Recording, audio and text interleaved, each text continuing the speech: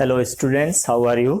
सो dear students, बच्चों, हम लोगों ने लास्ट क्लास में डिस्कस किया था that is resistivity of the conducting material. Okay, and we have also discussed about the relationship between the electric current density, electric field inside the conductor and the conductivity of the material. Okay, so क्या relation आया था वो हम लोग देखे थे. फिर हम लोगों ने देखा था कि कंडक्टिविटी क्या होता है, रेजिस्टिविटी क्या होता है, रेजिस्टिविटी ऑफ अ कंडक्टर किस किस फैक्टर्स पे डिपेंड करता है वो हम लोगों ने देखा था कि how the resistivity depends over the nature of the conductor. Nature means the free electron density. Okay, कि number of electron per unit volume कितना होता है. एंड हम लोग देखे थे कि रेसिप्रोकल होता है, इनवर्सली प्रोपोर्शनल टू होता है. Resistivity is inversely proportional two electron density and also the resistivity is inversely proportional to tau जो relaxation time होता है वो किस पे डिपेंड करता है, टेम्परेचर पे. Okay, so now let us see dear students, अब हम लोग देखते हैं कि what is the resistance of the conductor.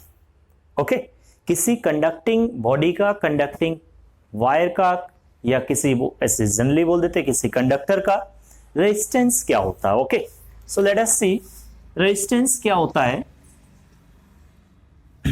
जैसे हम लोग एक एग्जांपल की बात करते हैं ट्रैफिक सिस्टम का. ओके, कि जब हम रोड पे चलते हैं, अगर हम किसी व्हीकल से रोड पे मूव कर रहे हैं, व्हाट हैपेंस, अगर व्हीकल ट्रैफिक ज्यादा होता है, ओके, तो हमारे मूवमेंट में जो बहुत सारे रुकावट आते हैं. ओके, बहुत सारे ऑब्स्टिकल ये हमारे लिए क्या करते हैं, रुकावट पैदा करते हैं, जो ये ट्रैफिक में रोड पे व्हीकल्स होते हैं. ओके, हम स्मूथली फ्रीली मूव नहीं कर सकते because of the traffic. Okay, तो जो काम ट्रैफिक कर रहा है, ओके, कि हमारे मूवमेंट को क्या कर रहा है, हमारे मूवमेंट में रुकावट पैदा करता है. ओके, अवरोध पैदा करता है. ओके, तो सिमिलरली जब इलेक्ट्रॉन्स कंडक्टर के अंदर, when the conductor a conducting wire is applied across a potential difference, जब हम एंड्स के क्रॉस पोटेंशियल डिफरेंस क्रिएट कर देते हैं, ओके, तो what happens, the electron moves from the negative potential end, lower potential end towards higher potential end. Okay, जब electron move करता है तो हम लोगों ने देखा था पहले जब ड्रिफ्ट वेलोसिटी पढ़े थे, उससे पहले भी देखा था. ओके, कि इलेक्ट्रॉन जब मूव करता है तो वो फ्रीली मूव नहीं कर पाता एक एंड से दूसरे एंड की तरफ. ओके, तो क्या होता है, वो बार बार कोलाइड होता है. जब एक इलेक्ट्रॉन मूव कर रहा होता है from lower potential end towards higher potential end, then it undergoes the number of collisions. Okay, and due to the collision उसको बार बार अपने वेलोसिटी का डायरेक्शन चेंज करना पड़ता है. Okay, and velocity bar bar change होते रहता है. तो ये जो कोलिजन है, इलेक्ट्रॉन किससे कोलाइड होता है, इलेक्ट्रॉन फ्री इलेक्ट्रॉन से कोलाइड हो सकता है. इलेक्ट्रॉन जो इस कंडक्टर के अंदर इसके एटम्स प्रेजेंट हैं, उस एटम से कोलाइड होता है. तो ये कोलिजन क्या कर रहा है, कोलिजन उसके मूवमेंट में, इलेक्ट्रॉन के फ्लो में, या बोले चार्ज के फ्लो में रुकावट पैदा करता है. ओके, कितना रुकावट पैदा करता है उसी को हमको the measure of the oppose offered by the conductor, okay, in the flow of free electrons, conduction electrons in the flow of charge, क्या बोलते हैं, that is the resistance. okay, so let's see किस किस factor पे depend करता है resistance. ये सारी चीजें हम लोग डिस्कस करेंगे आज. तो रेजिस्टेंस ऑफ द कंडक्टर,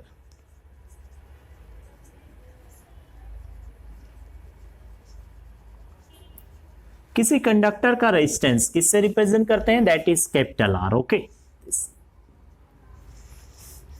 तो रेजिस्टेंस क्या होता है, it is defined as measure of oppose offered by the conductor in the flow of conduction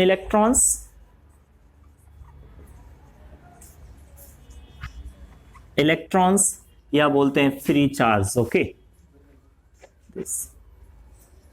free charge inside the conductor, inside the conductor. Okay, so जब हम conductor के अंदर में एक एंड से दूसरे एंड की तरफ जब चार्ज का फ्लो होता है, तो वो जब चार्ज का फ्लो मतलब फ्री इलेक्ट्रॉन्स, कंडक्शन इलेक्ट्रॉन्स जिसको बोलते हैं, उनका फ्लो। ओके, जब वो एक एंड से दूसरे एंड की तरफ जाते हैं तो वो स्मूथली नहीं मूव कर पाता है, as we have already discussed. Okay, कि इसको बार बार कोलाइड होना पड़ता है, कोलिजन होता है इलेक्ट्रॉन्स का। जैसे ये मान लो एटम्स हैं, these are the atoms of the conducting body. Okay, conductor, and there are number of free electrons also. Okay, जब एक इलेक्ट्रॉन यहां से चला तो ये इलेक्ट्रॉन जब जाता है तो यहां से जा रहा था, यहां कोलाइड हो गया, फिर यहां से जाके यहां कोलाइड हुआ, फिर यहां से जाके यहां कोलाइड हुआ, इधर से जाके इधर, कहीं इधर से जा रहा था, इधर से कोई इलेक्ट्रॉन आ रहा होगा रैंडमली। ओके, ये कोलिजन कब होगा, किससे होगा, ये हम नहीं जानते। ओके, नहीं बता सकते कि कोलिजन कितना टाइम के बाद फिर कोलाइड होगा, एक बार कोलाइड होने के बाद। ओके, बट कोलिजन होगा, और जो कोलिजन के कारण क्या होता है, बार बार उसकी वेलोसिटी चेंज होता है। ओके, इसीलिए तो हम लोग डिफाइन करते हैं कि इलेक्ट्रॉन किस वेलोसिटी से मूव करता है कंडक्टर के अंदर। We can't say actual velocity. Okay, तो हम लोग क्या करते हैं, एवरेज वेलोसिटी बताते हैं। एवरेज वेलोसिटी, जिस एवरेज वेलोसिटी से इलेक्ट्रॉन एक एंड से दूसरे एंड की तरफ मूव करता है, उसको क्या बोलते हैं, ड्रिफ्ट वेलोसिटी। एवरेज क्यों बोलते हैं, क्योंकि इलेक्ट्रॉन की वेलोसिटी बार बार जितना बार कोलिजन होगा हमेशा चेंज होते रहता है।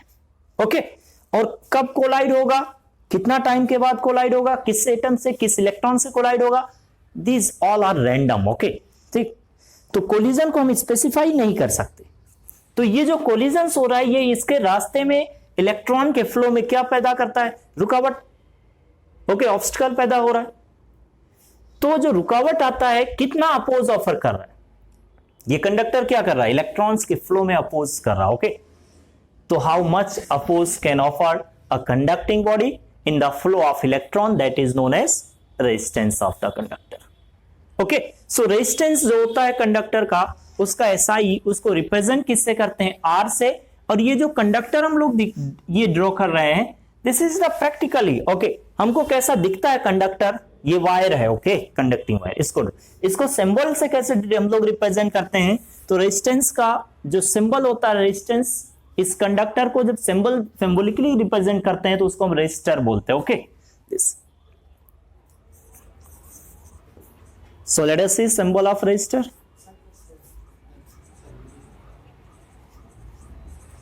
रेजिस्टर, तो रेजिस्टर का सिंबल कैसे ड्रॉ करते हैं, लाइक दिस, ये सॉटूथ लाइन से। ओके, और रेजिस्टेंस, इसका रेजिस्टेंस कितना, that is R. SI unit क्या होता है रेजिस्टेंस का, so SI unit of resistance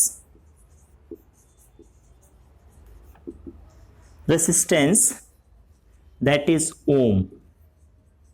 Okay, and इसका सिंबल क्या रिप्रेजेंट ओम का होता है, that is omega. Okay, resistance का यूनिट क्या होता है, दैट इज ओम, और किस सिंबल से रिप्रेजेंट करते हैं, इसको एब्रिविएटेड फॉर्म में क्या लिखते हैं, ओमेगा। ओके, ओम। सो नाउ लेट अस सी, ये तो हो गया रेजिस्टेंस क्या होता है। ओके, कैसे रेजिस्टर को रिप्रेजेंट करते हैं, उसका यूनिट क्या होता है। नाउ लेट अस सी कि what are the different factors जिस पे किसी कंडक्टर का रेजिस्टेंस डिपेंड करता है। ओके, किस किस फैक्टर पे रेजिस्टेंस डिपेंड करता है, उस फैक्टर्स के बारे में हम लोग डिस्कस करें। ओके, तो रेजिस्टेंस का जो, किसी भी कंडक्टर का जो रेजिस्टेंस होता है, ओके, वो उसके लेंथ पे डिपेंड करता है, कंडक्टर के एरिया ऑफ क्रॉस सेक्शन पे डिपेंड करता है। Late us see this is conductor, तो ये हो गया इसका area of cross section. Okay, area of cross section in general बोल सकते हैं, उसके थिकनेस पे डिपेंड करता है। ओके, तो ये दोनों चीजों पे डिपेंड करता है। और एक किस पे डिपेंड करता है, टेम्परेचर पे, बिकॉज रेजिस्टिविटी जो होता है वो टेम्परेचर पे डिपेंड करता है। तो रेजिस्टेंस का भी हम लोग जब फॉर्मूला डिराइव करेंगे तो उसमें देखेंगे रेजिस्टिविटी आएगा, और रेजिस्टिविटी किस पे डिपेंड करता है, रेजिस्टेंस टेम्परेचर पे। तो रेजिस्टिविटी अगर टेम्परेचर पे डिपेंड करेगा तो रेजिस्टेंस भी किस पे डिपेंड करेगा, टेम्परेचर पे। Okay, so let us see factors affecting the resistance of a conductor. Okay,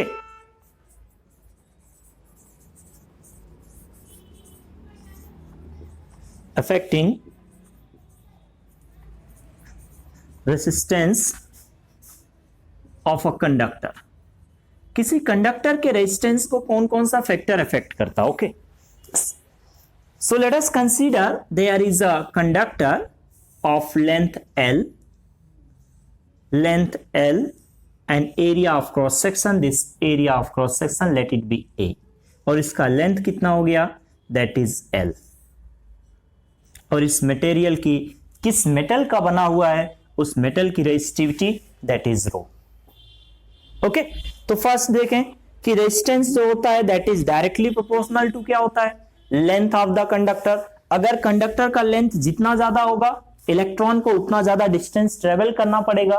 okay, और ज्यादा डिस्टेंस ट्रेवल करना पड़ेगा तो ज्यादा कोलिजन्स होंगे, मतलब ज्यादा फोर्स ऑफर्ड होगा। ओके, तो जितना ज्यादा लेंथ होगा उतना ज्यादा रेजिस्टेंस होगा, तो रेजिस्टेंस जो होता है वो लेंथ के डायरेक्टली प्रोपोर्शनल। ओके, तो resistance is directly proportional to क्या होता है, लेंथ ऑफ द कंडक्टर। अगर हम किसी कंडक्टर के लेंथ को बढ़ा देंगे, मान लो L लेंथ का कंडक्टर है, फिर एक दूसरा 2L लेंथ का है, तो L लेंथ के कंडक्टर का रेजिस्टेंस अगर R है तो 2L लेंथ के कंडक्टर का रेजिस्टेंस क्या होगा, that will B 2R, but होना क्या चाहिए, उनका area of cross section material सब सेम होना चाहिए। ओके, नाउ लेट अस सी नेक्स्ट वन, किस पे डिपेंड करता है, तो resistance area of cross section पे डिपेंड करता है। वायर जितना ज्यादा पतला होगा उसका रेजिस्टेंस उतना ज्यादा होगा। ओके, इट मींस दैट कि जो रेजिस्टेंस होता है वो एरिया ऑफ क्रॉस सेक्शन पे कैसे डिपेंड करता है, inversely proportional. Okay, so resistance is direct inversely proportional to क्या होता है, area of cross section. Area of cross section ज्यादा होगा मतलब थिक वायर होगा, और वायर थिकर होगा, जितना थिक होगा उसका रेजिस्टेंस उतना कम होगा। वायर थिन होगा, पतला होगा, तो उसका रेजिस्टेंस ज्यादा होगा। ओके, तो यहां से अगर हम इन दोनों रिलेशंस को एक साथ देखें, from the above two relations, इन दोनों रिलेशंस को अगर हम लोग देखते हैं तो क्या लिखेंगे, टू रिलेशंस हम लोग लिख सकते हैं कि resistance is directly proportional to क्या होता है, length, and inversely proportional to area of cross section.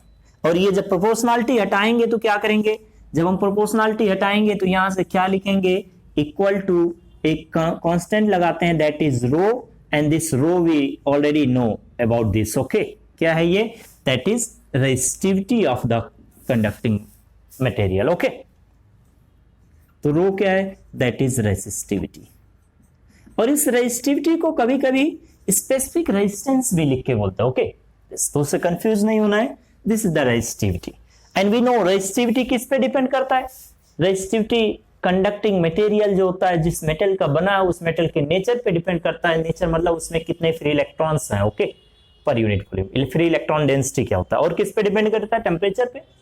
तो अगर रेजिस्टिविटी टेम्परेचर पे डिपेंड कर रहा है, ओके, तो रेजिस्टेंस भी किस पे डिपेंड करना चाहिए, टेम्परेचर पे। रेजिस्टेंस भी किस पे डिपेंड करना चाहिए, टेम्परेचर पे। तो यहां से हमें रेजिस्टेंस का एक फॉर्मूला आया, that is rho L by A। Okay, if it is given that ki temperature is constant, then resistance will only depend on the length and the cross section area, केवल dimension पे depend करेगा। Okay, अगर मान लो हमारे पास एक wire है, is made of copper, तो material क्या, कॉपर। अगर हम उसका टेम्परेचर कांस्टेंट रखें तो रेजिस्टेंस तभी चेंज होगा जब उसका लेंथ या area of cross section change करेंगे। कैसे चेंज होगा, ये रिलेशन हम देख रहे हैं। Okay, so now let's see how the resistance depend on the temperature. Okay, तो हम लोग resistivity का लास्ट क्लास में देखे थे। Okay, so dependency of resistance on the temperature,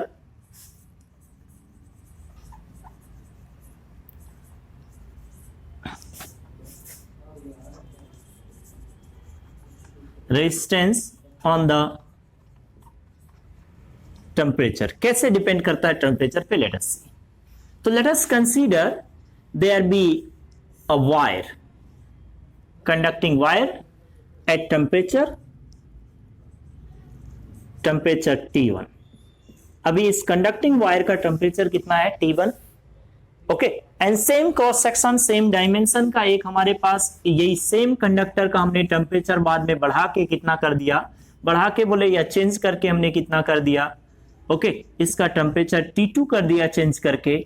पहले मान लो इसका रेजिस्टेंस कितना था, लेट इट बी R1, बाद में रेजिस्टेंस कितना हो गया, ये हमको अगर पूछता है तो क्या करेंगे, ओके तो resistance, temperature resistance of this conducting body at T2 temperature, अगर T1 टेम्परेचर पे हमको रेजिस्टेंस पता है तो रेजिस्टेंस को चेंज करके T2 कर दिया तो रेजिस्टेंस कितना हो जाएगा इसका, टेम्परेचर को चेंज करके T2 किया तो रेजिस्टेंस क्या होगा कंडक्टर का, that will be given by R2 is equals to कितना हो जाएगा, okay R2 is equals to क्या होगा, R1 T1 टेम्परेचर पे resistance into 1 plus alpha delta T, and delta T क्या है, is the temperature difference, okay हमेशा कैसे करेंगे, final minus initial temperature, okay where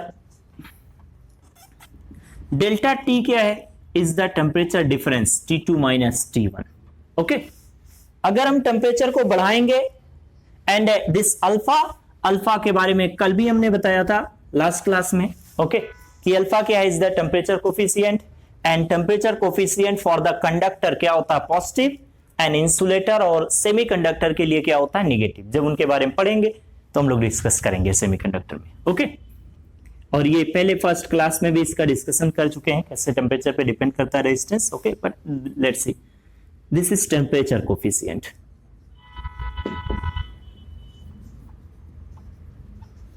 और इसका यूनिट क्या होता है, unit of alpha that is degree centigrade, SI unit देखेंगे तो पर डिग्री केल्विन हो जाएगा, पर डिग्री सेंटीग्रेड होता है, ओके एंड एसआई यूनिट में क्या हो जाएगा, पर डिग्री केल्विन, बट हमको यहां में क्या चाहिए, टेम्परेचर का डिफरेंस, तो चाहे डिग्री सेंटीग्रेड में हो या केल्विन में हो डिफरेंस सेम ही आएगा, ओके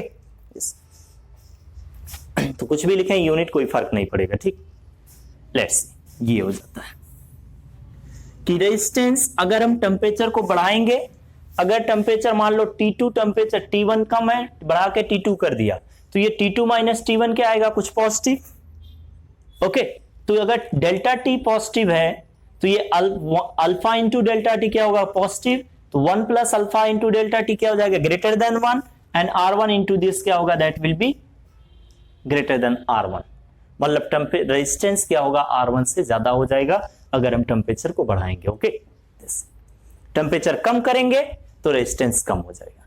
तो जो रेजिस्टेंस है वो किसी कंडक्टिंग बॉडी का वो टेम्परेचर पे लीनियरली डिपेंड करता है, टेम्परेचर बढ़ाएंगे रेजिस्टेंस बढ़ेगा, टेम्परेचर को कम करेंगे रेजिस्टेंस कम होगा, but we can't say that is कि temperature resistance is directly proportional to temperature, okay so now let us solve some problems, okay on the topic covered till now, okay जितने topics हम लोग cover किए हैं अभी तक उस पे कुछ प्रॉब्लम्स देखते हैं, बहुत simple, very simple problems, okay so let us C,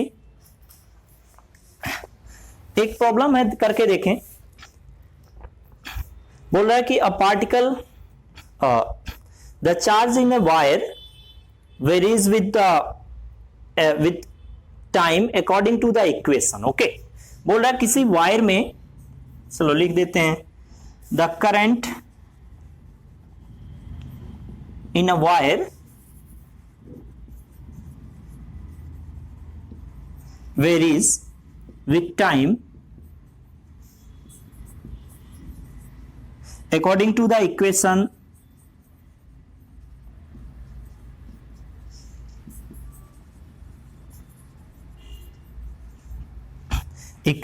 I is equals to 4 plus 2t, okay where I is in ampere and t is in second, बता रहा I करंट है और t क्या है, that is time in second, okay both are in SI unit, okay calculate the quantity of charge which has passed through the conductor through the cross section of conductor, okay पूछ रहा कितना charge flow हुआ, the amount of charge flown through the cross section of conductor, okay during the time, कब से कब तक, from t equals to 0 second से लेके to t equals to 4 second, okay ये कोई कंडक्टर है, इस कंडक्टर के क्रॉस सेक्शन से कितना करंट फ्लो हो रहा है, the current through flowing through the cross section of this conductor that is given 4 plus 2t depends on time, जैसे जैसे टाइम वेरी हो रहा है करंट भी चेंज होगा, ओके तो बोला how much charge is flown through the cross section of the conductor, क्योंकि करंट का फ्लो तभी होता है जब when there will be flow of charge. तो पूछ रहा कितना चार्ज फ्लो हुआ from t equals to 0 second से लेके t इक्वल्स टू 4 सेकेंड तक। ओके, तो हम क्या करेंगे, we know the instantaneous value of current, this is the instantaneous value of current, ये 4t plus 2t। Okay, at any instant of time what is the current flowing through the conductor, जिस instant पे चाहिए उसको यहां रख दें। तो ये क्या हमको गिवन है, this is given the not average current, this is instantaneous value of current. Okay, तो we know the instantaneous value of current कितना होता है, I इज इक्वल टू क्या होता है, dq by dt, cross multiplication करो, integrate कर दो दोनों side. Okay, you will get the amount of charge flown through the cross section of the conductor. So let us see how to solve it. Since we know the instantaneous value of current,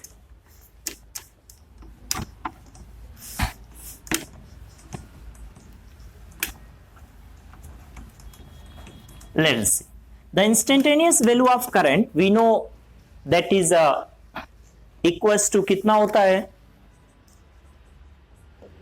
since I is equals to क्या होता है, dq by dt, so from here multiply कर दो इस dt को इधर, तो dq is equals to क्या हो जाएगा, therefore dq is equals to क्या होगा, I dt, and let us integrate both sides. okay, दोनों साइड इंटीग्रेट कर दें, dq का इंटीग्रेशन क्या हो जाएगा q, and here dt किसके रिस्पेक्ट में इंटीग्रेशन हो रहा है, t, जिसके रिस्पेक्ट में इंटीग्रेशन होता है उसी का लिमिट लगाते हैं। ओके, तो लोअर लिमिट क्या होगा, is the initial value of time, upper limit क्या होगा, is the final value of time. तो t equals to 0 second, 2 second not 0, 2 second से लेके 4 सेकेंड, तो 2 से 4 ये टाइम का लिमिट होगा यहाँ पे इंटीग्रेशन में, t equals to 2 to 4। Okay, so let us put it from 2 to 4, i कितना है, that is 4 plus 2t, let us integrate it। Okay, integrate कर दो, कितना हो जाएगा, 4 का इंटीग्रेशन क्या होगा 4t प्लस इसका इंटीग्रेशन क्या हो जाएगा 2t स्क्वायर बाई 2 होगा, तो 2 से 2 कैंसिल हो जाएगा, बचेगा क्या t square, and put the limit from 2 to 4, तो कितना आ जाएगा, एक बार t की जगह 4 रखो, फिर माइनस t की जगह 2 रख दो, तो t की जगह 4 रखेंगे तो कितना आएगा, this will become 4 into 4 plus 4 square, ये हो गया अपर लिमिट की वैल्यू। अब लोअर लिमिट t की जगह 2 रख दो, तो कितना हो जाएगा 4 into 2 plus 2 square this, and solve it, कितना हो जाएगा, हो गया 16 प्लस 16 32, एंड 32 8 प्लस 4 12, ओके 20 कूलम, तो चार्ज कितना आ गया, that is 20 coulomb in 2 second from t equals to 2 to t equals to 4। इस टाइम इंटरवल में 2 से लेके 4 2 सेकंड के अंदर कितना चार्ज फ्लो हुआ होगा इस क्रॉस सेक्शन से through the cross section of conductor, that is 20 coulomb. Okay, unit coulomb क्यों लिए हैं, क्योंकि इनका एसआई यूनिट गिवन था एम्पियर सेकंड। ओके, तो चार्ज का एसआई यूनिट कूलम, ये सिंपल सा प्रॉब्लम है। ओके, तो हमको क्या गिवन है, प्रॉब्लम पढ़ के समझ में आना चाहिए। ओके, अकॉर्डिंगली बस क्या चाहिए उसको देख लो। Now let us see next problem.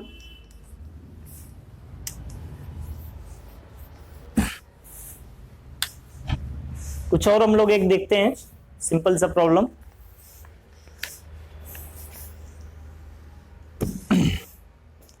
Let us see, देखो प्रॉब्लम नंबर 1, ये 2 था। ओके, चलो कुछ नहीं, प्रॉब्लम नंबर 2 बोल रहा particle having charge q Coulomb's describes a circular orbit.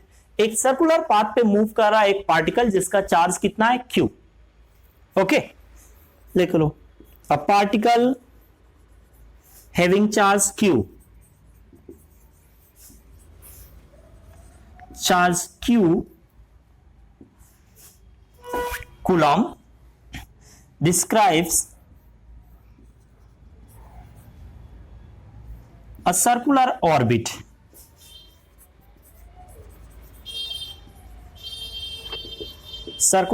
okay, if the radius of the orbit is r, if the radius of orbit is r, okay, and the frequency of motion of particle is f, 1 second में कितना चक्कर लगाता है वो given है। The frequency of motion is small f. The frequency is given. Okay, so calculate, then find the current in the orbit, then find the current in the orbit. Orbit में कितना current flow होगा? तो let us see how much charge is flown in 1 second. Okay, 1 second में कितना charge flow हो रहा है? कहीं पे एक क्रॉस सेक्शन बना लें ऑर्बिट पे, वहां से देखें कि कितना चार्ज फ्लो हो रहा है 1 सेकेंड में. ओके, 1 सेकेंड में जितना चार्ज फ्लो होगा that will be the electric current. So let us see. ये बोल रहा है कि ऐसा एक सर्कुलर ऑर्बिट है जिसका रेडियस क्या है? r. ये रेडियस दे रखा है इसका कि सर्कुलर पाथ पे मूव कर रहा है कोई charge particle. A charge particle having charge q is moving over the circular path. ये सर्कुलर पाथ पे मूव कर रहा है. ओके, और बोल रहा है कि 1 सेकंड में इसका फ्रीक्वेंसी ऑफ मोशन दे रखा है. फ्रीक्वेंसी कितना? f. फ्रीक्वेंसी मतलब क्या होता है कि 1 सेकंड में कितना चक्कर लगाएगा. ओके, 1 सेकंड में कितना रोटेशन, कितना रिवोल्यूशंस कंप्लीट करेगा, वही क्या होता है? Frequency. Okay, how much charge is flowing. हमको क्या चाहिए? Electric current. तो इलेक्ट्रिक करंट क्या होता है? Is the rate of flow of charge through the cross section of conductor. But यहां पे कंडक्टर नहीं है. ओके, कोई पार्टिकल है, चार्ज पार्टिकल, जो सर्कुलर पाथ पे मूव कर रहा है सर्कुलर ऑर्बिट में. So let us consider here is a cross section. एक क्रॉस सेक्शन बना लेते हैं और इस क्रॉस सेक्शन से देखते हैं कि जो चार्ज हमारा आ रहा है वो इस क्रॉस सेक्शन को 1 सेकंड में कितना बार क्रॉस करेगा.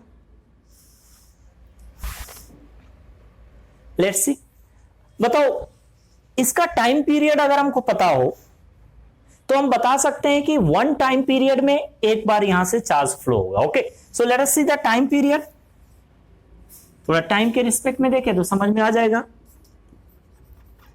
टाइम पीरियड इसका कितना होगा? Time period t is equal to क्या हो जाएगा? 1/f, that is frequency. Okay, हमको गिवन है फ्रीक्वेंसी.